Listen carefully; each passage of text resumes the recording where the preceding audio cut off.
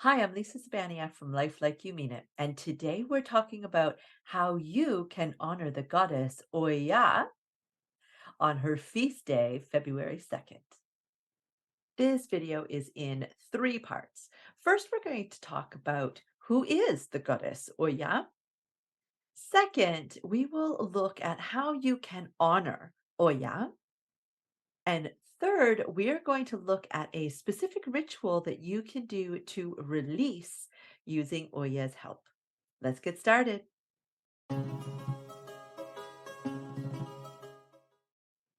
So first, who is Oya? Oya is one of the Orishas, which is in the African Pantheon. And when I learned this pantheon, she just shone beyond any of the other goddesses that I learned about. And so I knew that she had to be one that I included in my regular practice. Now, she has two sisters. So it is Yamaye, Ochun, and Oya. And today we're going to be focused on Oya. Now, one of the amazing things about Oya is she is what is considered to be a dark goddess. And every pantheon has a dark goddess, at least one. And a lot of times people misunderstand what that means because they hear the word dark and they think that that means evil. Right? We think of white as being, light and I don't know, our savior and angels. And we think of dark as being black and evil and bad in some sort of, but of course that's not always the case, right? We know our world is not just in black and white. And in this case, the idea of a dark goddess is usually talking about a goddess of transformation, a goddess that actually helps you in your personal transformation, in your personal struggles in life, but also with your transformation of crossing over when it is time for your life to end. Treat us, somebody to lead the way and show us where it is that we are going. And Oya is that in the African pantheon. And being the goddess of transformation means that she really works with powerful change. She is the goddess of the gates of the cemetery. So, not just with the underworld and our physical passing, but with the actual cemetery, our sacred resting space here on earth. Oya is also the goddess of wind and storms. And so this will come up again when we look at ways that we can honor Oya is we can look to the wind. Now, if you like to do ancestral work, if you like to try to connect with your ancestors at all, then Oya is a fabulous goddess for ancestral connection. And finally, one of the real big reasons why I was drawn to Oya is she is the goddess of women in the marketplace, women in business. And so she is a very big protector of women. She is a goddess of fertility as well, and all things creation. Because again, when we talk about, a dark goddess is really not dark meaning evil, but dark meaning transformation. Fertility in this sense doesn't always mean getting pregnant, but can actually mean creating new ideas, right? Which is the sense with business, for example. Side note, if you are loving this video, then I've got the perfect membership for you, which is my witch membership. If you are a baby witch, a newbie, or starting into your intermediate kind of phase of witchcraft, then this is perfect for you. There are 3 levels: maiden, mother, and crone, each offering something else to meet you exactly where you are on your path. If you'd like to join, just go ahead in the description and click the link. So part 2 of our video here is how can we honor Oya? So Oya's number is 9. And so this will come up. You can do lots of things with this number 9. So if you have an altar, you could add something that represents Oya. Of course, I've got my beautiful replication here of my statue. that is honoring her. But if you have an altar that you use and you don't have something as big and bold as a statue, you can always use something that has the color purple. You can download her image off of the internet and you can have her image actually on your altar with the color purple or burgundy. She really is fond of that. She loves things like eggplant, right? Of course, you've got that beautiful deep purple color with eggplant. So what you can do is you can cut the eggplant up into 9 pieces, bringing in that number 9 and offering that to her on your altar.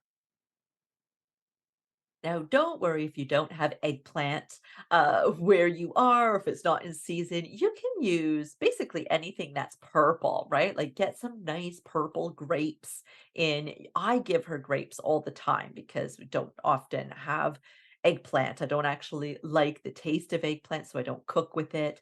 And so I oftentimes just forget to purchase it at the store. So I always have grapes in the house or things like plums she will love as well. But you can also get flowers that are purple, or you can put some crystals that are purple, like amethyst is the perfect crystal to put either on the altar or put outside where you are doing your offering. Red wine, most of the gods and goddesses will not turn a nose up to any wine, and she is another example of one who would gladly accept that. So go ahead and pour her a beautiful big glass of red wine. Now, if you don't have an altar, not to worry. You can always give her offering to nature. So you can scatter it around a tree. You can leave it in a dish if you would like, but putting it back to earth would be best if you're going to do this instead of the altar. And you just want to make sure that you have your intention so that when you are placing this down on the earth or in the garden or wherever you are leaving it, that you simply say that this is an offering for the goddess Oya. And when we're working with these types of goddesses, we it's very common for us to ask for something and then us to promise something back in return, right? It's a more give and take type of relationship rather than a take relationship that we're used to with Christianity. So be prepared to offer her something. This is what the actual offering of something like eggplant would be, but you can also offer to do other things for her. So if you felt like you were asking a lot of Oya and you wanted to therefore give something back that was more than an offering of food, then what you could do is you could give to some sort of animal sanctuary, for example, because all goddesses are going to have a deep respect and fondness for certain animals. And Oya is no different. Now, her animals are not your average kind of household cat or dog or something like that that you could give to a local shelter. She's more about the water buffalo and big colorful birds, for example, and also some insects, deers, and bats as well. So you're not going to typically come across these animals in your path. So what you could do is you could find a zoo that is working on projects for perhaps endangered species, and maybe that happens to be a beautiful colorful bird that you can actually donate towards. You can go to obviously different shelters and see what help that you can offer there. All just simple examples of how you can kind of donate your time or money to causes that would be near and dear to, oh yeah. Now, because Oya is also a protector of women and women in the marketplace, women in business, then you can actually go to your local market and spend some money on some of the local produce and local makings, right? People that sell crystals and make soaps and all of these different things that we always have at these different markets in little villages and towns around the world. And a really great way to shop local and actually have the intention of working through and with Oya while you are helping these smaller businesses. And again, because she is a protector of women, if donation is something that you really want to do, donate to a women's shelter.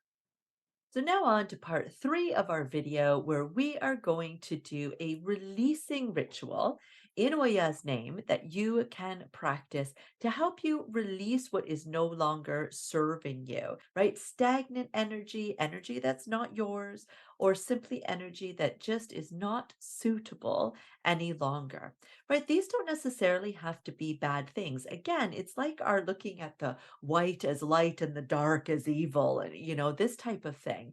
We kind of get lost in this language sometimes, right? But when we're talking about energy that's stagnant or no longer serving you, it doesn't have to be bad energy. It could be something as simple as a goal that you had been working towards, and now you realize that you're actually no longer in alignment with that goal, or you've needed to shift it a little bit, or maybe shift the way that you want to reach the goal, or even what the end result is that you are aiming for. Maybe you're ditching it altogether. Any of those types of things are changes, right? You put a lot of energy into what it was that you had wanted, how you were going to get there. You did a lot of planning and a lot of whatever else that you needed to do to get there. That was a lot of energy. And now, if you have realized that that is no longer where you want to be, where you are headed, or exactly the same as what you had wanted, that now has become energy that no longer serves you, right? It's still quite positive energy. It doesn't always have to be something that is negative, just simply no longer serving you. So, the ritual. Because Oya's number is 9, what we're going to do is do this ritual for 9 days in a row.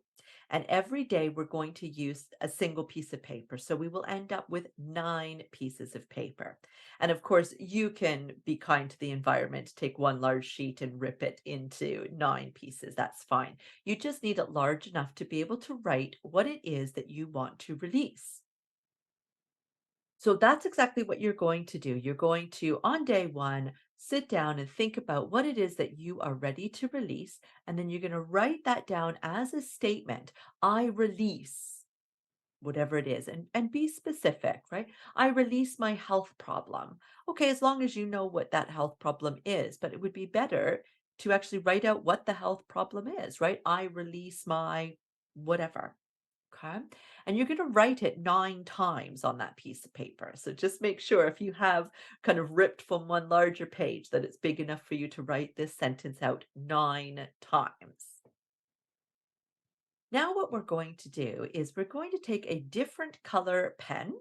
And this is only so that we can actually see it. If you don't have a different color pen, that's totally fine. Just use what you have. We're going to write over top of each of those sentences. So you had written, I release my whatever. And now what you're going to write in is, I welcome in whatever it is. And you're going to write that 9 times, once over top of each of the sentences of what you are going to release. Now you're going to continue and do this the next day. And the day after that, you're going to do it for 9 days in a row. So each day, when you start up, you can go back and you can look at the first piece if you like to remind yourself. It's going to obviously be hard to read. That is totally fine.